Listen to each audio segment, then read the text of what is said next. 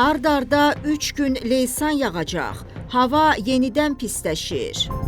Bakıda və Abşeron yarımadasında sentyabrın 30-u axşamdan oktyabrın 1-i gündüzə qədər arabir yağış yağacağı gözlənilir.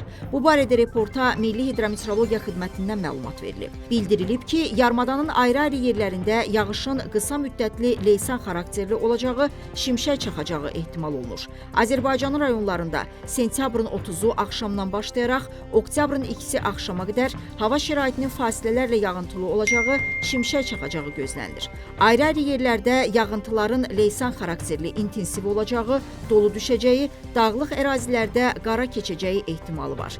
Yağıntılı hava şəraiti ilə əlaqədar çaylarda sululuğun artacağı, bəzi dağ çaylarından qısa müddətli daşqın və sel keçəcəyi gözlənilir.